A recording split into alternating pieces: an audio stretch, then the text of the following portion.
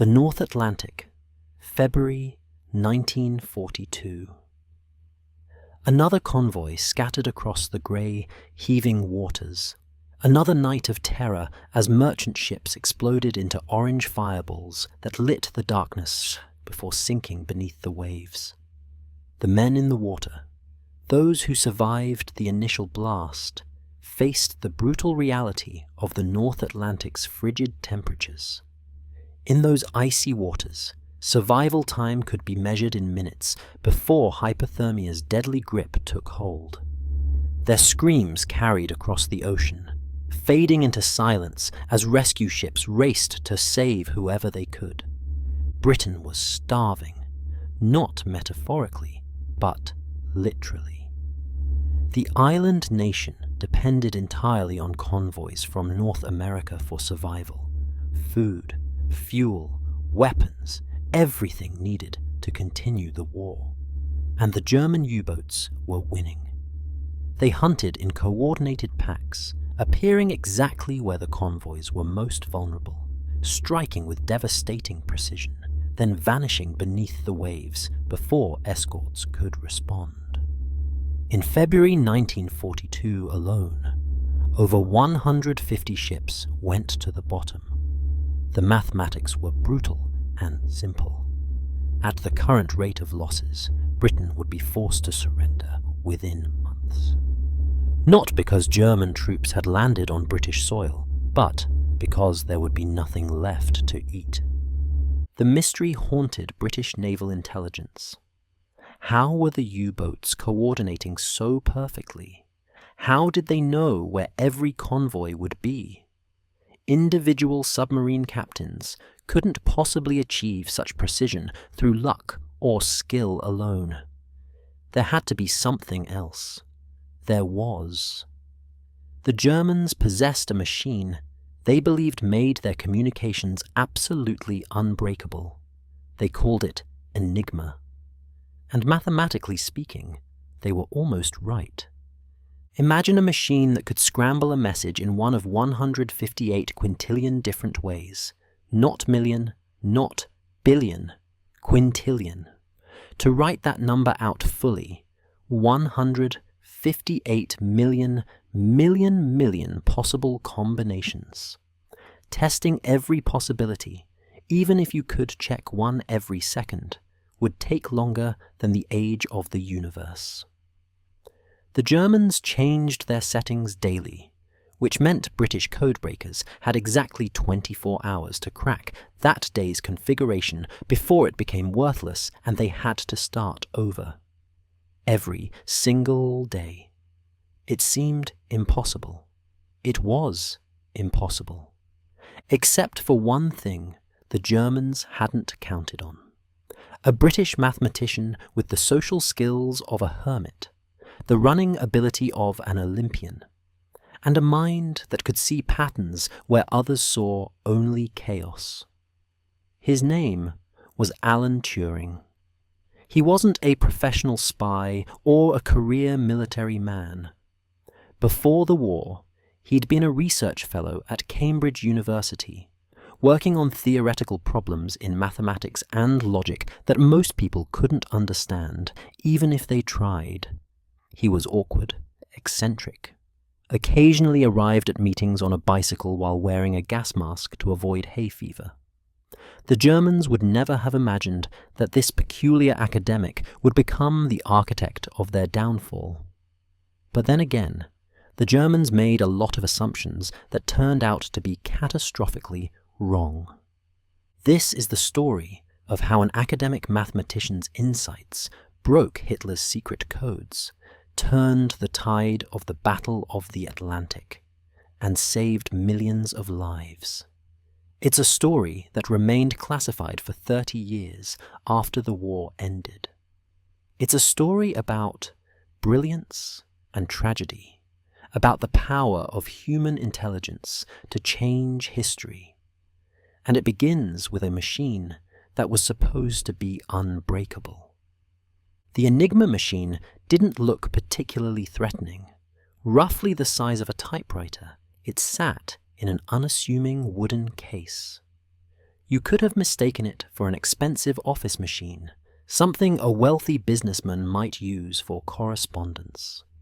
That mundane appearance concealed one of the most sophisticated encryption devices ever created. The machine worked through a series of rotating wheels called rotors, each wired in a specific pattern to scramble letters. When an operator pressed a key on the keyboard, electrical current would pass through these rotors, each one transforming the letter according to its internal wiring. The current would then hit a reflector, which sent it back through the rotors in reverse, ultimately lighting up a different letter on a lamp board. The operator would write down that encrypted letter and continue with the message. But here's where the genius and the nightmare for codebreakers came in. After each letter was encrypted, the rotors would advance to a new position, changing the encryption for the next letter. The first rotor advanced with every key press. When it completed a full rotation, it would cause the second rotor to advance one position. When the second rotor completed its rotation, the third would advance.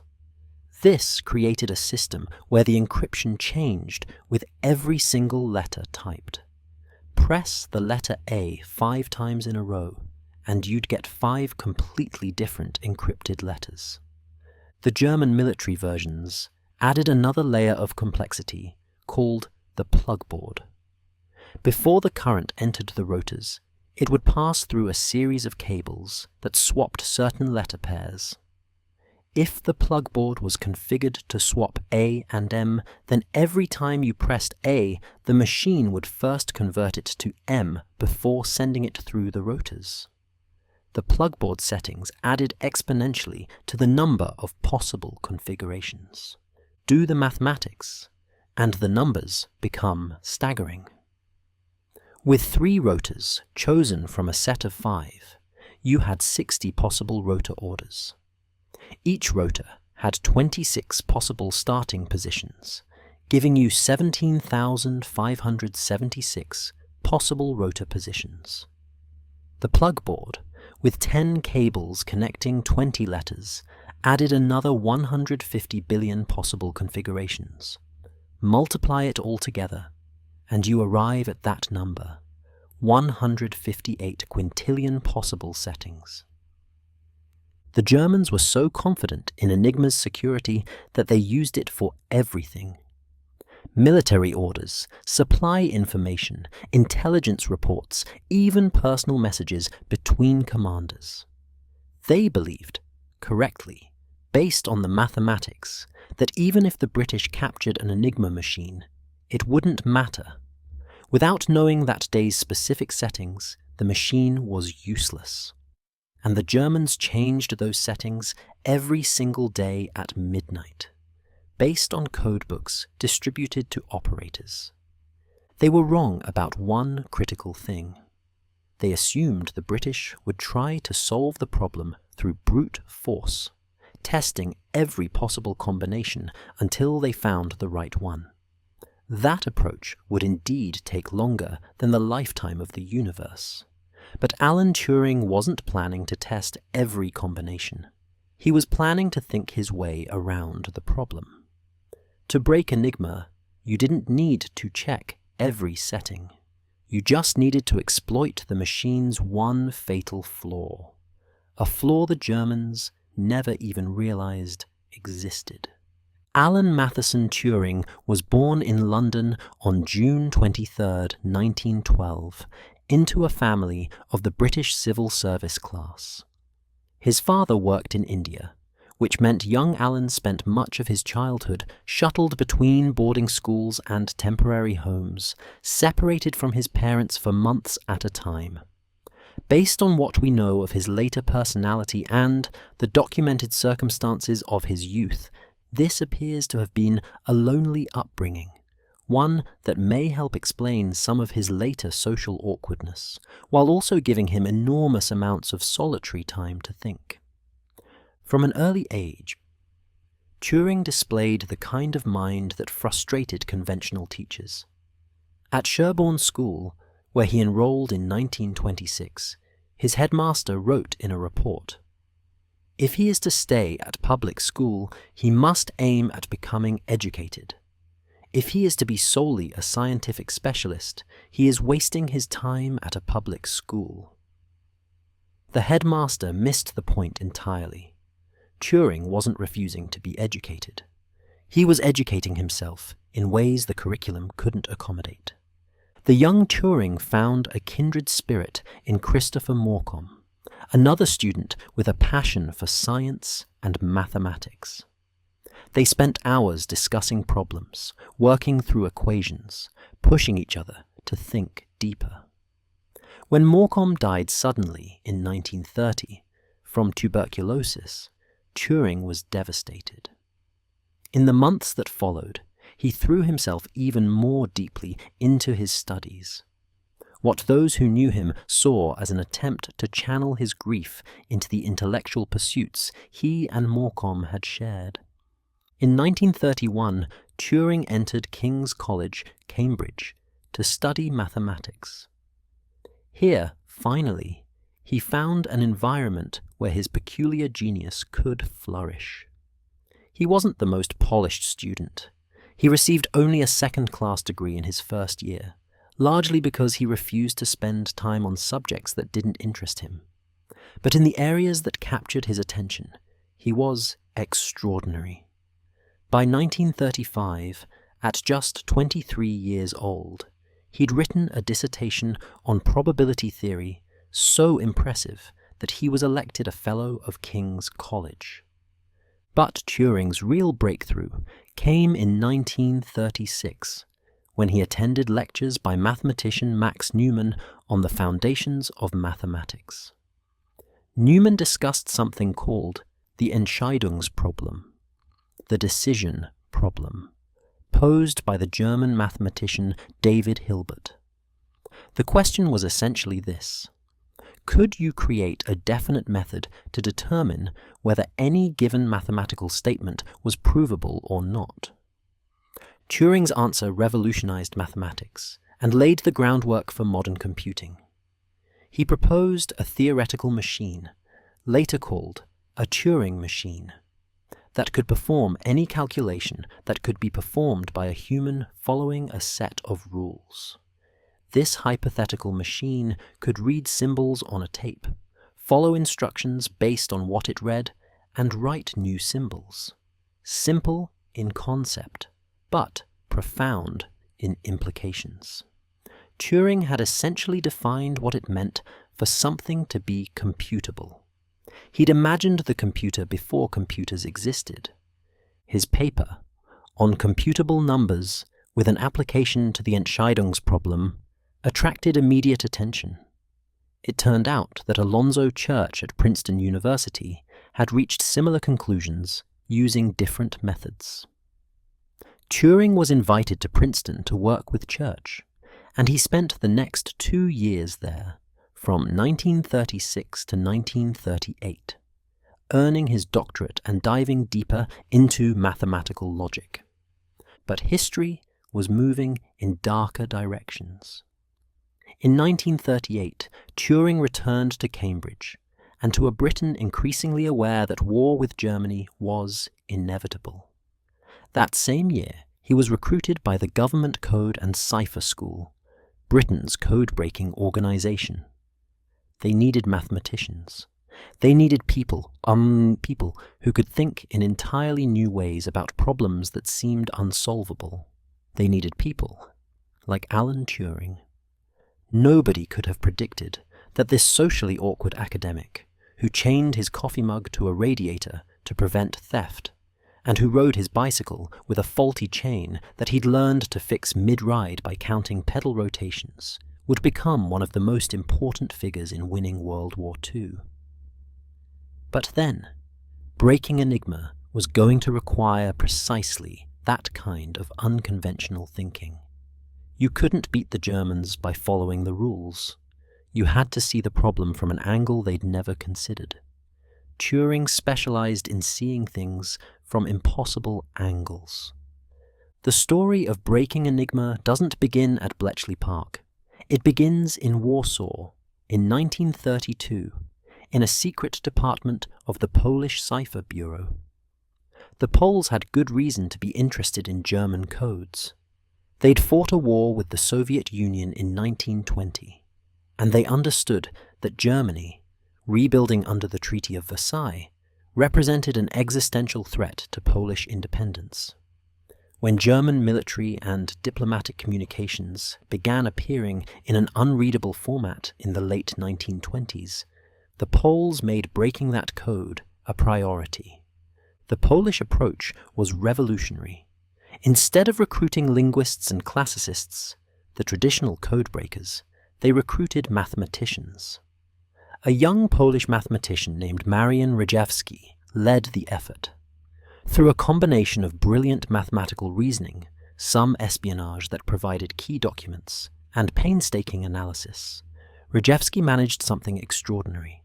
He reverse-engineered the internal wiring of the Enigma machine's rotors without ever having seen the real military version. By 1933, Rejewski and his colleagues could read German Enigma messages. They developed techniques and even built machines to speed up the process, mechanical devices they called Bombe, after a type of ice cream. But the Germans kept improving Enigma's security. In 1938, they added 2 additional rotors to the set, meaning operators now chose 3 rotors from a set of 5 instead of 3 from a set of 3. This multiplied the possible rotor orders by 60. The Polish Cipher Bureau would have needed 60 of their Bombe machines to keep up. They didn't have the resources. And then came 1939, with Germany's intentions toward Poland becoming horrifyingly clear. In July, with invasion imminent, the Polish Cipher Bureau made a fateful decision. They invited British and French intelligence representatives to a conference just south of Warsaw. In a meeting that would change history, the Poles shared everything: the rotor wirings, their methods, their machines. They gave the British and French working Enigma replicas they'd constructed. It was an extraordinary act of trust and desperation. The Poles knew their country was about to be overrun. They wanted to ensure that their years of work wouldn't be lost, that the secrets they'd uncovered would continue to help fight Germany.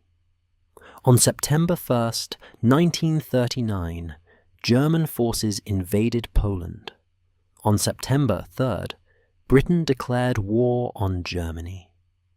And the knowledge the Poles had shared became the foundation for the British code-breaking effort that would eventually turn the tide of the war. But the Germans hadn't been idle. On May 1st, 1940, they changed their procedures in ways that rendered Polish methods obsolete overnight. The system of indicating message keys was completely revised. The challenge facing British codebreakers wasn't just difficult anymore. It was, for all practical purposes, impossible. Unless someone could think of an entirely new approach. Someone who specialized in looking at problems in ways nobody else had considered. Alan Turing reported for duty at Bletchley Park on September the 4th, 1939, the day after Britain declared war. He brought with him a mind trained to think about computation in entirely theoretical ways. An understanding of logic that went beyond conventional mathematics, and an ability to see patterns in systems that appeared random. He also brought something else the Germans would never anticipate: a willingness to exploit the very perfection of the Enigma machine against itself. Bletchley Park was an unlikely place to save civilization. A Victorian mansion in Buckinghamshire, about 50 miles north of London. It had been purchased by the Government Code and Cipher School in 1938 as a secure location away from London's potential bombing targets. The main house was architecturally confused, a hodgepodge of styles added over the years. It looked like the country estate of a moderately wealthy family going slightly to seed, which is exactly what it had been. But appearances deceived. By 1940, wooden huts had sprouted across the grounds like mushrooms after rain. These unprepossessing structures, labelled simply Hut 1, Hut 3, Hut 6, Hut 8, and so on, became the nerve centres of the British war effort. Inside those drafty, crowded buildings, some of the most brilliant minds in Britain worked around the clock, racing against time and against the daily reset of Enigma settings. The government code and cipher school had learned from the Polish example. They recruited mathematicians, chess champions, crossword puzzle experts, anyone whose mind worked in patterns and logic. They approached winners of the Daily Telegraph crossword competition. They scoured Cambridge and Oxford for young academics with unusual abilities. What they assembled was extraordinary.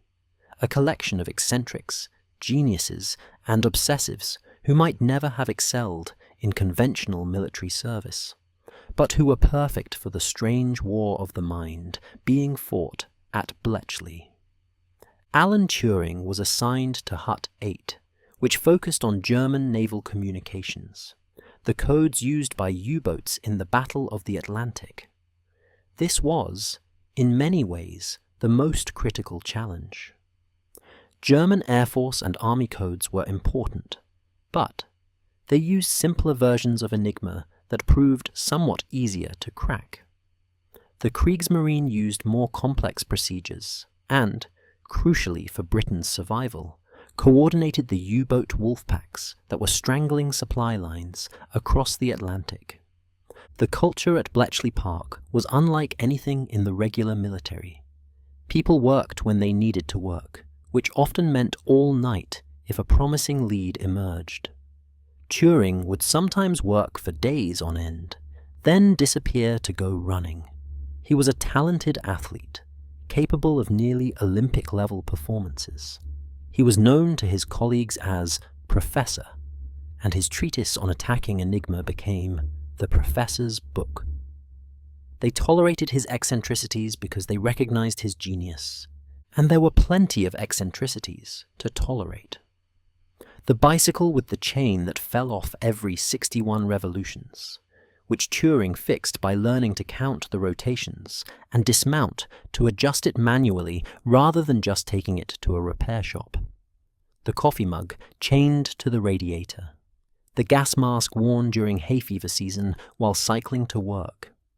His colleague Jack Good later recalled, "In the first week of June each year, he would get a bad attack of hay fever, and he would cycle to the office, wearing a service gas mask to keep the pollen off."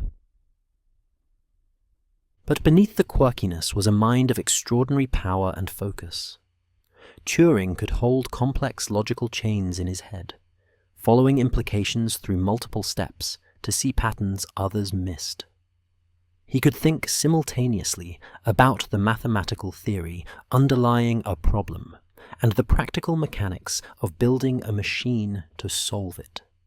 He combined pure mathematical brilliance with engineering pragmatism in ways that were rare then and remain rare now. By early 1940, Turing had conceived of a machine that could automate the testing of Enigma settings. Not by checking every possible combination, that remained impossible, but by exploiting logical contradictions. He called his machine the Bombe, in tribute to the Polish Bombe that had inspired it. But Turing's bomb operated on fundamentally different principles than the Polish machines, using a more sophisticated approach based on logical deduction rather than the Polish method of pattern matching. The Enigma machine had one weakness the Germans never fully appreciated. It was a consequence of the reflector, the component that sent the electrical signal back through the rotors in reverse. This reflector ensured that Enigma was reciprocal. If the machine encrypted A to T, then encrypting T would give you A back. This made the system convenient for operators, who could use the same machine settings to both encrypt and decrypt messages. But reciprocity created a strange property. A letter could never be encrypted as itself. Press A, and you might get any letter from B to Z, but you would never, ever get A. This seemed like a trivial detail, a quirk of the machine's design. But to a mathematician like Turing, it was everything. It was the crack in the armor, the single point where certainty existed in an ocean of possibilities. Turing's method relied on something called a crib, a piece of known or guessed plaintext that corresponded to part of the encrypted message. Finding cribs became a collective effort at Bletchley Park, requiring the team to understand German military habits and communications patterns. Fortunately, the Germans were creatures of habit. Weather reports followed standard formats. Messages often began with formulaic phrases. U-boats reported their positions using predictable terminology. And many messages, particularly official ones, ended with Heil Hitler. Once you had a crib, you could use Enigma's fatal flaw to test whether it aligned with the encrypted text at a particular position. Slide the crib along the encrypted message, and you could rule out positions where the same letter appeared in the crib and the ciphertext at the same position. That letter couldn't possibly be in the right place there, because Enigma never encrypted a letter as itself. But Turing went further. He realized you could create chains of logical implications based on these letter pairings. If you knew that at position 5, the plaintext letter W corresponded to ciphertext letter Q, and at position 8, plaintext R corresponded to ciphertext letter S, ciphertext W, you could create a logical loop.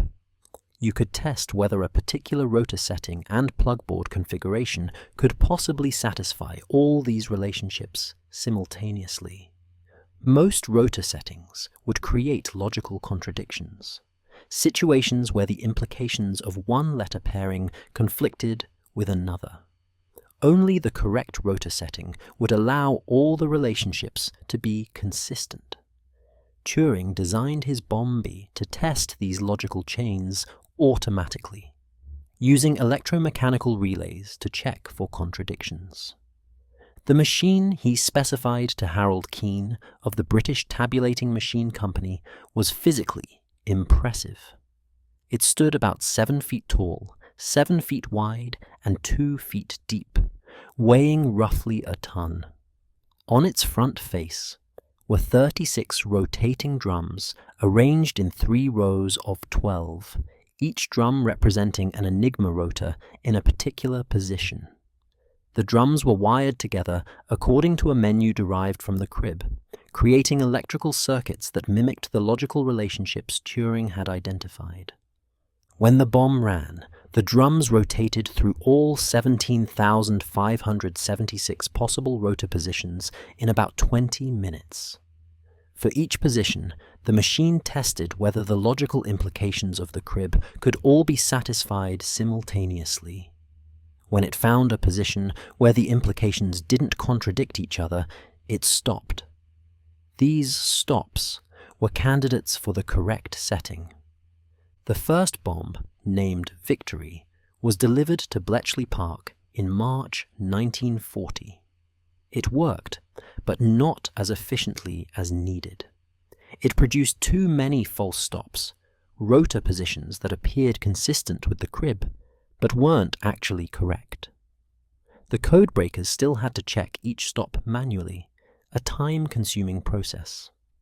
For practical codebreaking, they needed longer cribs with more logical loops, which were hard to find.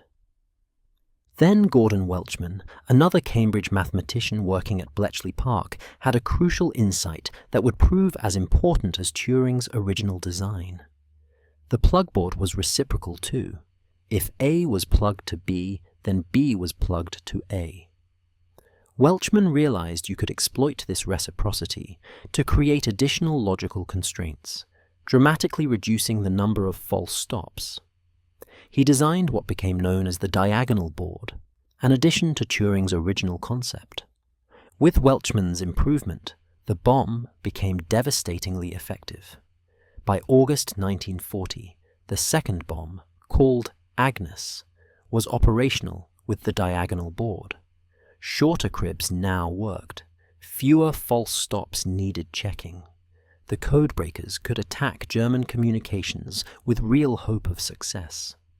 By the end of the war, over 200 bombes would be operating, many of them staffed by Wrens, members of the Women's Royal Naval Service, who operated the machines around the clock in shifts. The bombe didn't automatically produce the day's Enigma settings. It narrowed the possibilities down to a manageable number that could be checked by hand. But this was exactly what was needed. It transformed an impossible problem into merely a very difficult one. And very difficult problems, given enough brilliant minds and enough time, could be solved. In May 1941, Bletchley Park achieved a major breakthrough against German naval enigma through a combination of factors. The success came from Turing's bombe techniques working in concert with captured materials from German weather trawlers and, most crucially, from U-boat 110, which was forced to surface after depth charging and boarded before its crew could fully scuttle it. British sailors grabbed Enigma materials, including codebooks and rotor settings, risking their lives to secure papers before the submarine sank. With these captured materials and Turing's analytical methods, Hut 8 began reading U-boat communications regularly. The impact on the Battle of the Atlantic was immediate and dramatic. British naval intelligence could now track where U-boat wolfpacks were forming. They could reroute convoys around known concentrations of submarines. Merchant ship losses dropped sharply through the summer and fall of 1941. Admiral Karl Dönitz, commanding the U-boat force, noticed the change. Suddenly, his submarines were finding empty ocean where intelligence suggested convoys should be. British ships seemed to be avoiding his patrols with uncanny accuracy. He did suspect the Allies might have broken the U-boat code. However, his cryptographic advisors assured him this was mathematically impossible given Enigma's complexity. Dönitz accepted their expert assessment and attributed his losses to improved British direction-finding equipment and radar instead, never imagining that the impossible had indeed been achieved. Then came disaster. On February 1st, 1942, German naval enigma went dark. The Kriegsmarine had introduced a new Enigma machine with 4 rotors instead of 3, dramatically increasing the complexity. The British called this new cipher Shark. Suddenly, after months of reading German naval communications, Bletchley Park was blind again. The consequences were immediate and catastrophic. Without intelligence on U-boat positions, British convoys sailed into ambushes. February 1942 saw over 150 ships sunk. March was even worse. The tonnage of merchant shipping sent to the bottom exceeded the rate at which new ships could be built. Britain was losing the Battle of the Atlantic, and if Britain lost the Battle of the Atlantic, it would lose the war. Turing and his team worked desperately to crack the new 4-rotor system, but progress was agonizingly slow. The additional rotor multiplied the possible settings by 26. The bombes designed for 3-rotor Enigma couldn't handle the increased complexity effectively. New, more powerful bombes were needed, but building them took time. Months passed. The U-boats hunted with renewed impunity. Britain's reserves of food and fuel dwindled toward critical levels. The breakthrough came on October the 30th, 1942, in the eastern Mediterranean. British destroyers forced U-559 to surface after a 16-hour depth charge attack. As the German crew abandoned ship, 3 British sailors, Lieutenant Anthony Fasson, able seaman Colin Grazier, and canteen assistant Tommy Brown, who was only 16 years old and had lied about his age to enlist, boarded the sinking submarine. In the dark, flooded interior, they grabbed codebooks and cipher materials. Fasson and Grazier were still inside when U-559 foundered. Both men drowned. But the materials they'd seized made it to the destroyer Petard. Those materials allowed Bletchley Park to break back into Shark. On December the 13th, 1942, Hut 8 read its first 4-rotor Enigma message. Within weeks, they were reading U-boat communications regularly again. The intelligence flow resumed. Convoys could once more be routed around wolf packs. By May 1943, the Battle of the Atlantic had turned decisively. U-boats were being sunk faster than Germany could build new ones. Dönitz was forced to withdraw his submarines from the North Atlantic. The sacrifices of Fasson and Grazier had helped save Britain from starvation. They were posthumously awarded the George Cross, Britain's highest civilian decoration for valor. Historians would later estimate that Shark intelligence, once restored, saved between 500,000 and 750,000 tons of shipping between December 1942 and January 1943 alone. But the most remarkable thing about the entire operation was the secrecy. The Germans never knew. When Admiral Dönitz surrendered in May 1945, he still believed Enigma had remained secure throughout the war. He attributed his defeat to Allied radar and air superiority, never suspecting that his most secret communications had been read almost from the beginning. The British and Americans went to extraordinary lengths to protect their secret, sometimes choosing not to act on Enigma intelligence, if doing so might reveal that they'd broken the code. The intelligence produced by breaking Enigma, codenamed Ultra, affected nearly every aspect of the war. In North Africa, British commanders knew German supply convoy routes and could target them with aircraft and submarines. Field Marshal Erwin Rommel's forces fought brilliantly, but were strangled by lack of fuel and ammunition, largely because British intelligence knew when and where Axis supply ships would be sailing. In preparation for D-Day, the Allies used ultra-intelligence to feed the Germans misinformation, convincing them the invasion would come at Calais rather than Normandy. They knew the deception was working because they could read the German responses in decrypted messages. The success of the Normandy landings owed much to this strategic deception, which in turn relied entirely on reading Enigma traffic. By 1943, Bletchley Park was reading roughly 4,000 German messages per day. The bombs were cracking 2 Enigma messages every minute. Historians who have studied the impact estimate that the intelligence gathered shortened the war by somewhere between 2 to 4 years, though the exact figure remains a matter of scholarly debate. General Dwight D. Eisenhower later wrote that ultra-intelligence had been decisive to Allied victory in Europe. The human cost of those shortened years is staggering to contemplate. World War II killed approximately 15 million people per year at its height.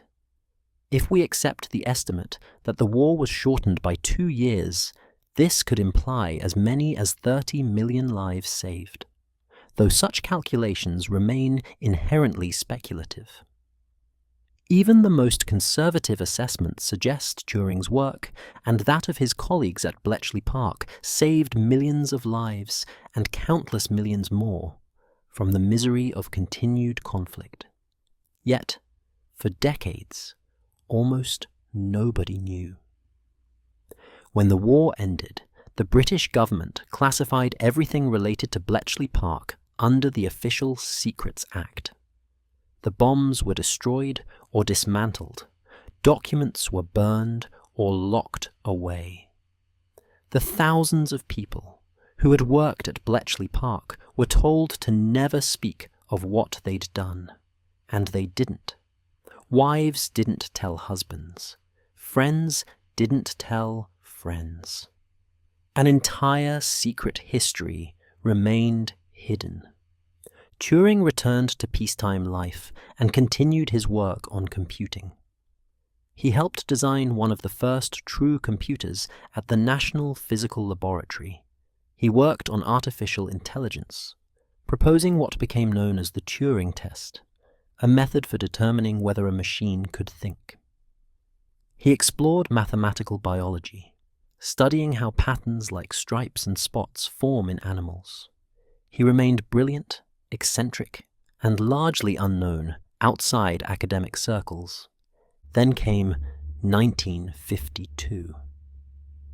Turing's house was burgled by an acquaintance of a man he'd been involved with.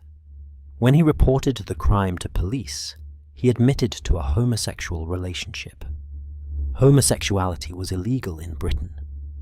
Turing was prosecuted, convicted, and given a choice: prison or chemical castration through hormone treatment. He chose the treatment.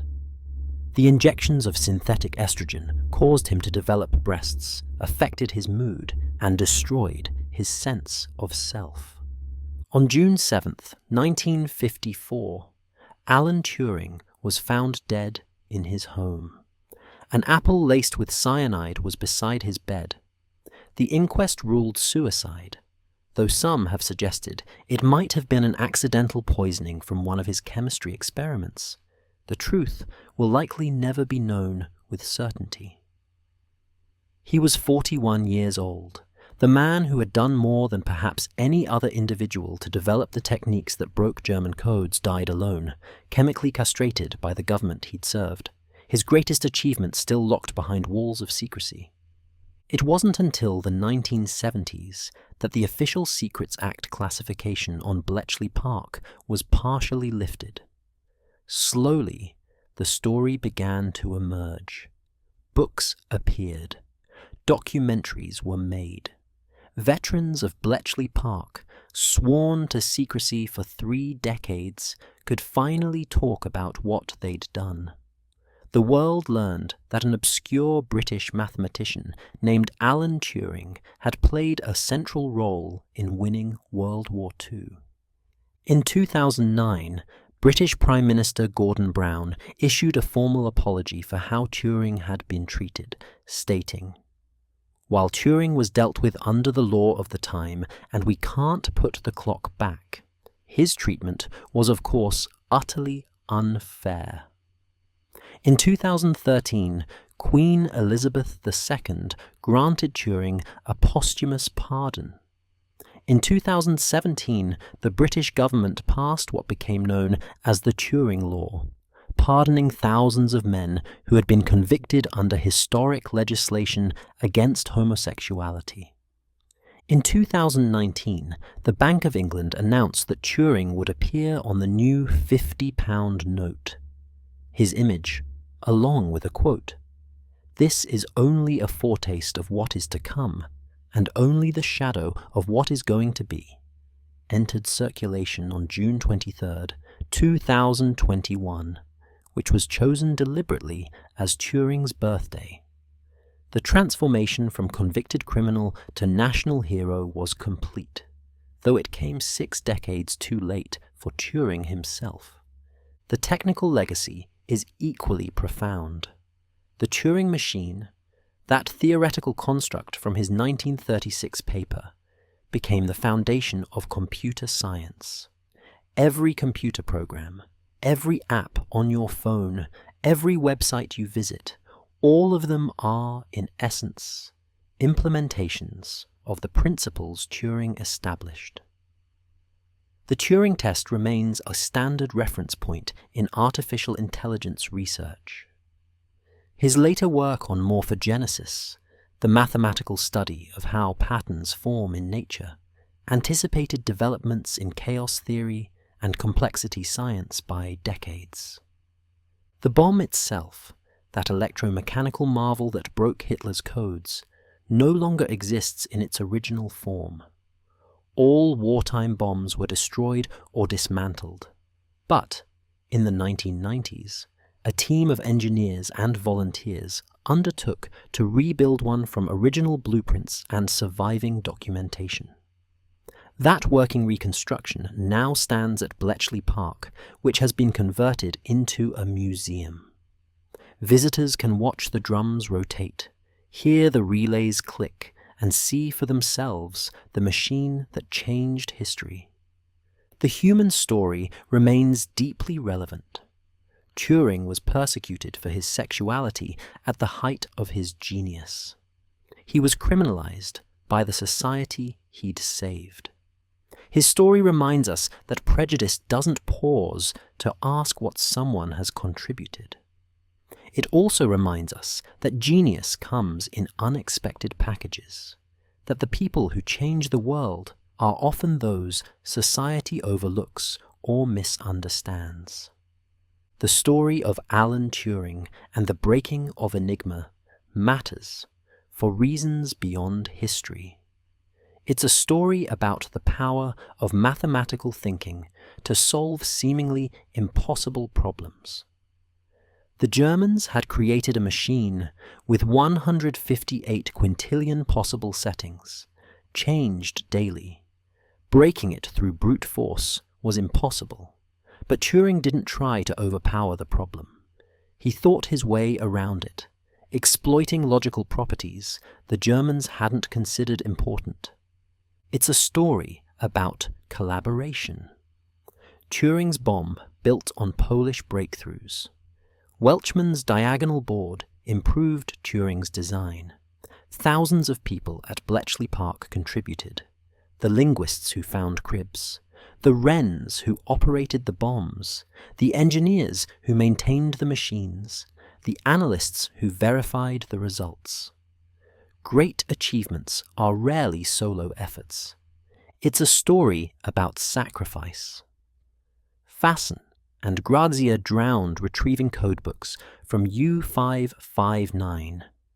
Turing himself sacrificed years of his life to wartime codebreaking, work that demanded intense focus and took a toll on his health, likely limiting his peacetime research.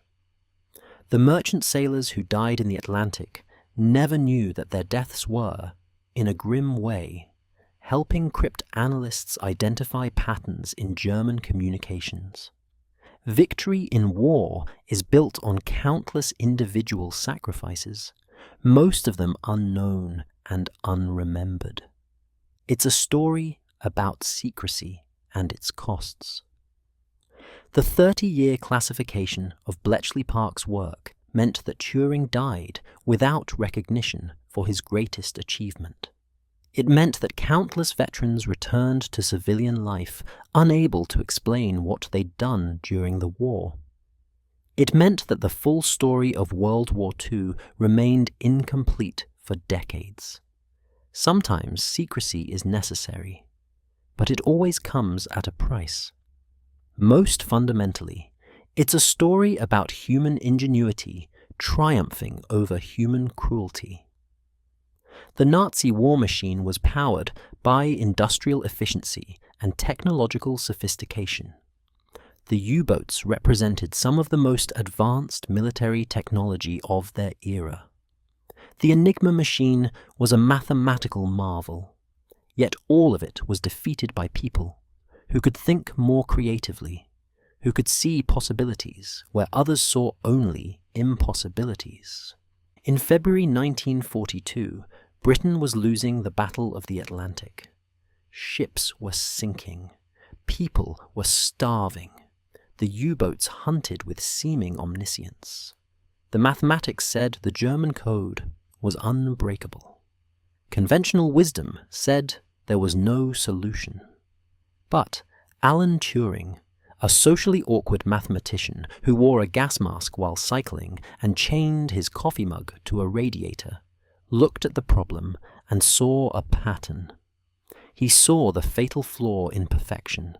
He imagined a machine that could think through logical contradictions faster than any human, and he broke the unbreakable code. The war would continue for 3 more years after Shark was cracked in December 1942. Millions more would die. Cities would burn. But the trajectory had changed. The Allies had gained an intelligence advantage that would prove decisive. U-boats could no longer hunt with impunity. Supplies flowed across the Atlantic. The invasion of Europe became possible. Victory, which had seemed impossibly distant in early 1942, became inevitable. All because a British mathematician had learned to think about problems in ways nobody else had considered. All because he refused to accept that impossible meant impossible. All because he saw that even a machine with 158 quintillion settings had to follow rules, and rules could be exploited. Given the strict secrecy that lasted 3 decades, Alan Turing almost certainly died without public recognition for his greatest achievement, though whether he privately believed the work would remain forever classified, we cannot know. What we do know is that he died persecuted by the society he'd served. But his legacy endures. Every computer you use, every encrypted message sent online, every AI system that learns from data, all of them trace their lineage back to the theoretical foundations Turing established. The world he helped save became the world he helped create. And in the end, despite the tragedy of his personal story, that transformation stands as a monument more lasting than any statue or banknote. If you found this story as fascinating as we did researching it, make sure you hit that like button and subscribe to the channel. There are countless stories from World War II that deserve to be told. Stories of courage and ingenuity, of sacrifice and triumph. We'll keep bringing them to you.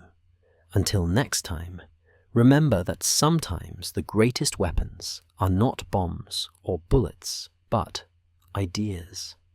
And sometimes the greatest heroes are not the ones who make the most noise, but the ones who think the most clearly.